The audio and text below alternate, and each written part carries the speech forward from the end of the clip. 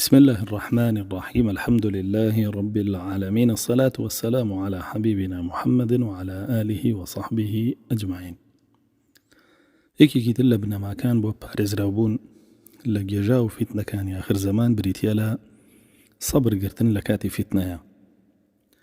صبر اللزماني عربية بمعنى الحبس دي واتخوى قرتنوا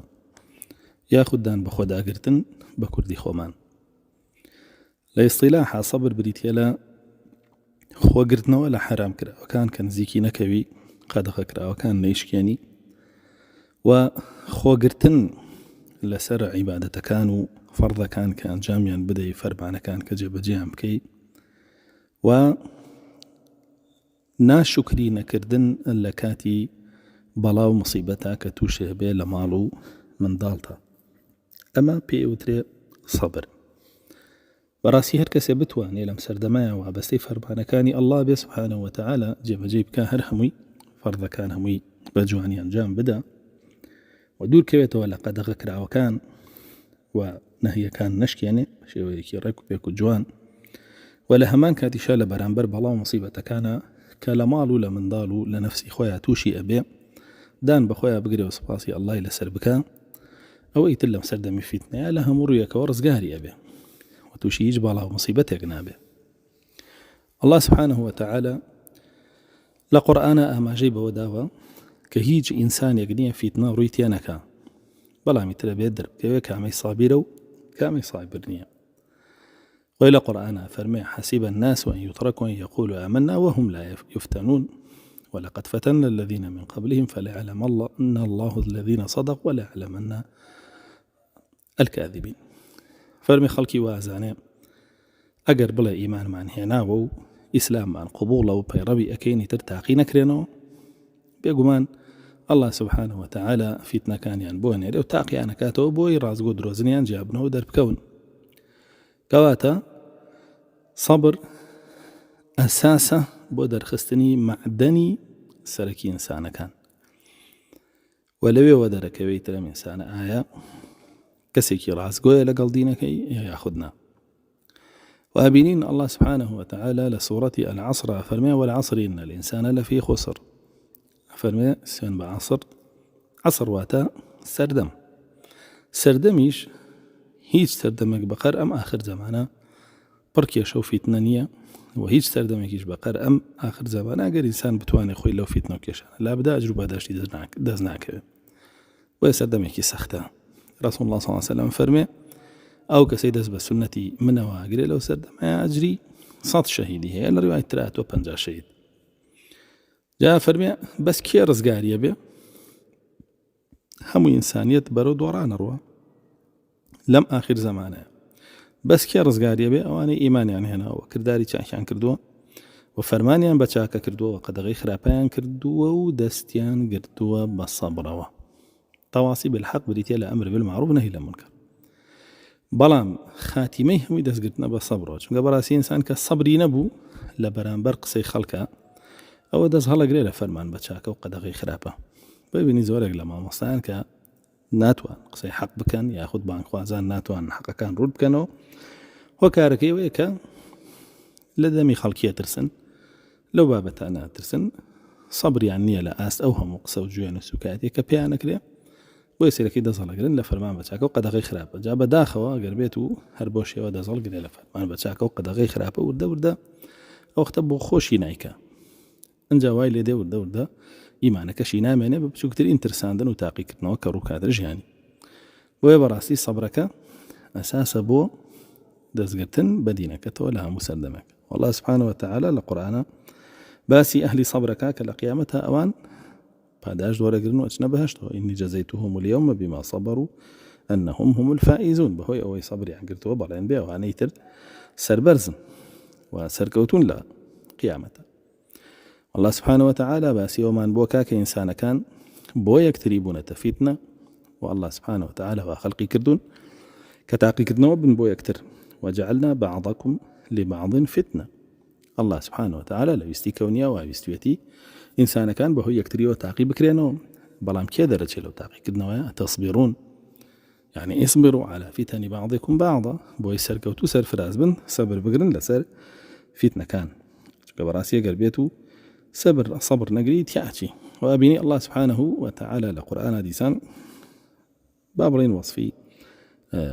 أو مسلمان أنا كاك لسردمي رسول الله صلى الله عليه وسلم لما لو حالي خوان ودرنرانو توشي فتنة بون وتاقي كردنا ويقرز رويتيا كردن لقالوا صبري عن كده فرمي ثم إن ربك للذين هاجروا من بعد ما فتنوا ثم جاهدوا وصبروا إن ربك من بعدها لغفور رحيم بيقومان أعواني كلا قلتوا يا هجرتي عن كردو توشي فتنة بون دواتر جهادي شان كردو صبري عن كردو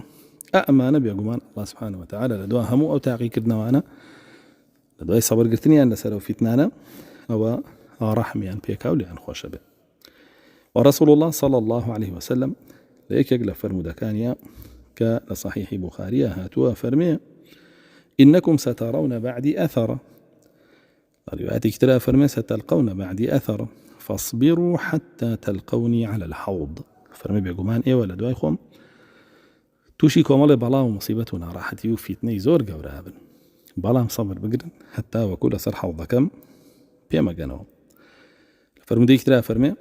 لم يبقى من الدنيا إلا بلاء وفتنة فرمي الدنيا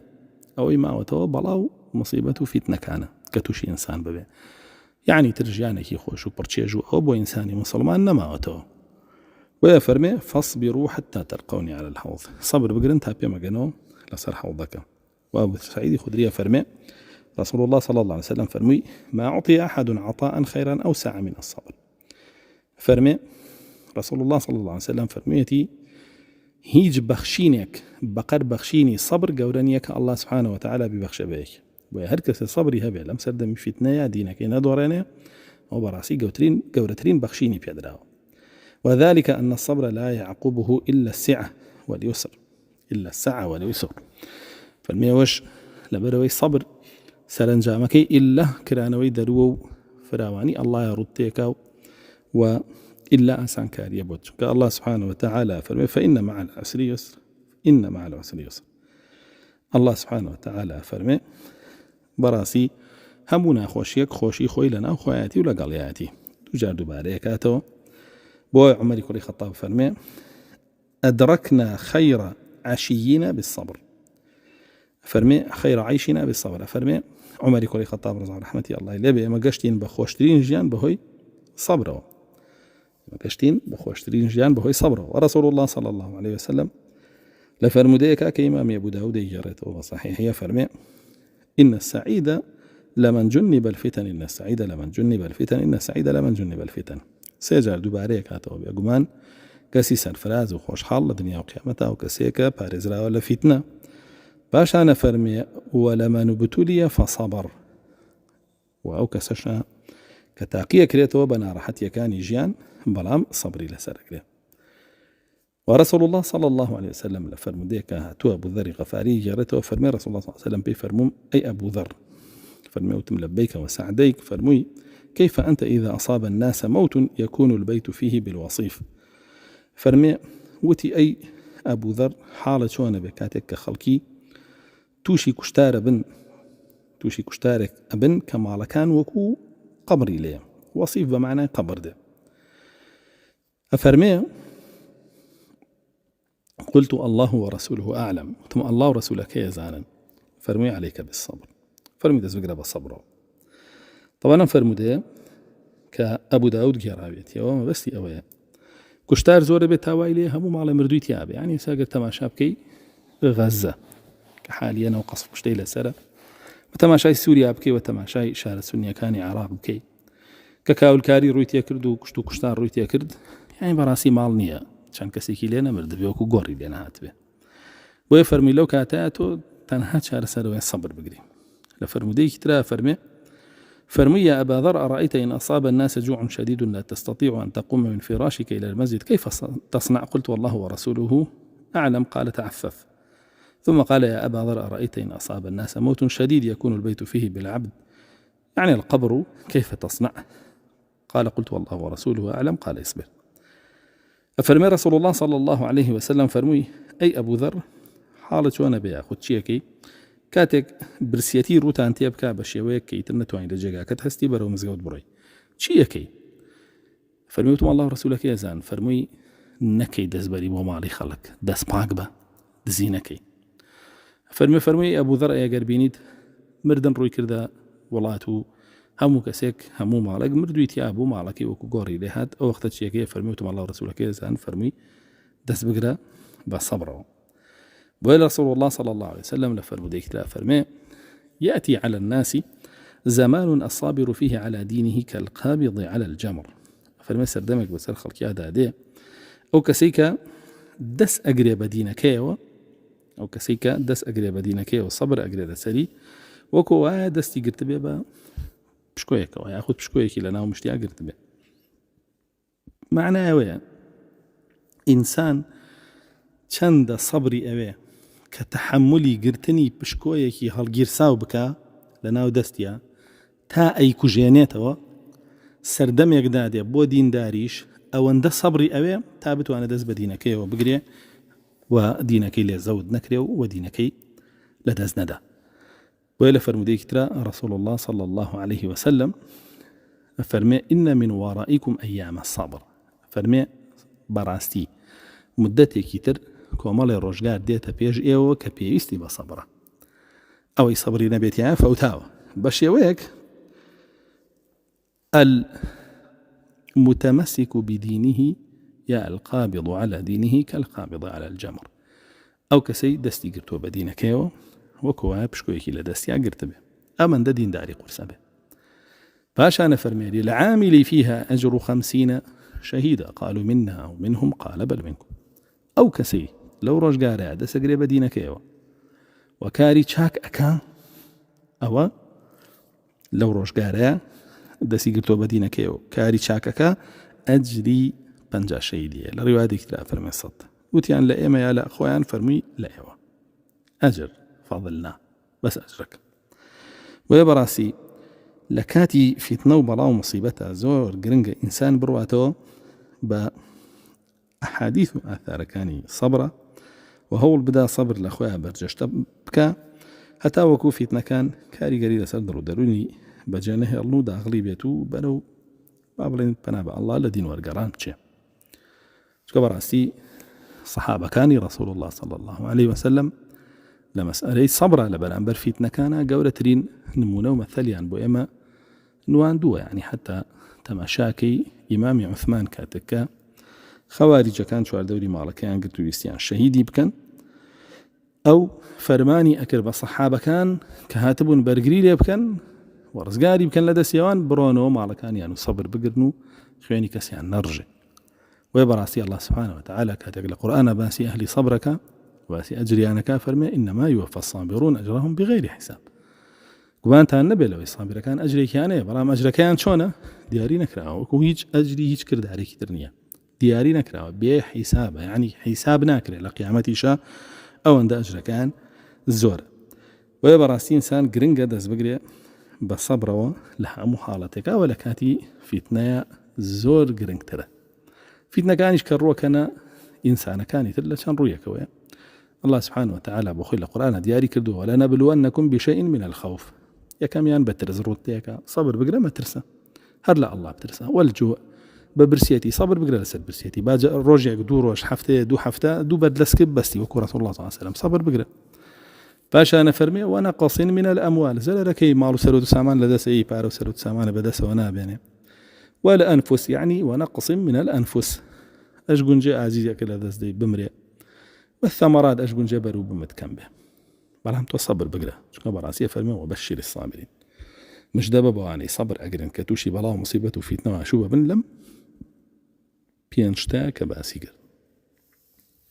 ئەوانە چیان بۆ هەیە أولئك عليهم صلوات من ربهم ورحمة أولئك هم المهتدون لآخر آياتك أفرمي معنا الله سبحانه وتعالى صلوات يعني لسرد يعني بلو بيان برزكاته ليان خوش به رحميان بيك وهدايات يعني أورين منيانك بو بلا برزكاني بهشت بو زور گرنگ إنسان ئاگاداری ئەو بابەتە بێت کە بەڕاستی فیتنەکان ڕوشتیە بکەن بەڵاکان ڕوشتیە بکەن هەر یەکێ لەو شێوەیە يعني ياخذ بترسە یاخود بە برسێتیە یاخود لا مال سرود سامانه ياخذ له نفسي خوتها ياخذ له بالبومو أو بابتانها. ورسول الله صلى الله عليه وسلم ليك يقل فرمودكانيا كاتكا كومالك صحابة لتشوار دوري باسي فيتنيان بوكا فرمي اصبروا تنجارك دوباري كاتو باشا فرمي لا يأتي عليكم زمان إلا الذي بعده شر منه حتى تلقوا ربكم. صبر بقرنا فرمي سيون با الله سردمانكتان بسرايا سردمانكتان بسرا دي كصالك تيه بري صالي دوا أو دي كروجك تيه بري روجي دوا أو دي إلا صالك دوا أو روجك دوا أو خراب ترلوي بيشوي يعني نابيني ترتوبر وخوش حالي وخوش گزاراني بروي بويا باشترين شت چيه دز بقري بصبرو اصبروا هتاكي هتا أقنوا بپروردگارتان أو ما تولى دنيانا راحت يو بيوستي بصبره. وبراسي سفياني ثوري فرمي بحفص كري غياث يا أبا عبد الله إن الناس قد أكثروا في المهدي فما تقول فيه؟ قال إن مر على بابك فلا تكن منه في شيء حتى يجتمع الناس عليه إنها ستكون هنات وأمور متشابهات فعليك بالتوأدة والصبر فتكون تابعا في الخير خير من أن تكون رأسا في الشر. فرمي أي باوكي عبد الله سفيان الثوري بحفص كري غياثي فرمو خلقي زور باسي مهدية كان بل لسردمي وأنا مسويدة هاتبون زور بيان باسي مهدي أنا كردو ومهدي هات ولا قلمي أنا وأما جي شكي أو فرمي أي توتشي علي فرمي أجر مهدي هات وببردم مالكش تارويتو أوري بميرو كارنا ببيوي نوك كسيكي دروزن وساخته شي بلا من مهديم و هو كوب بن ولا شو الدوري يكسر بيها الخلطين لتورا كومالاتي كان بن بجنديو فرمي أجر ببردم ترجاك تاروي هالمخلطي بي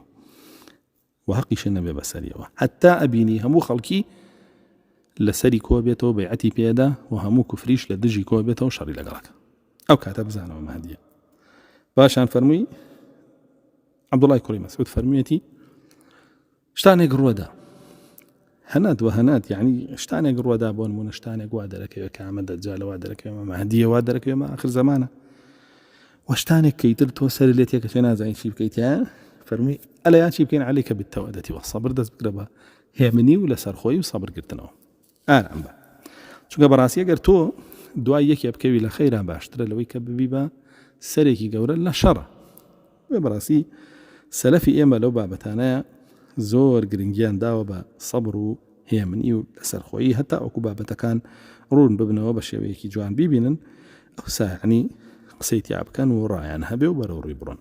داو كارم الله سبحانه وتعالى صبروا على إيمان في بخش داغلي فتنة كان نبين والحمد لله رب العالمين.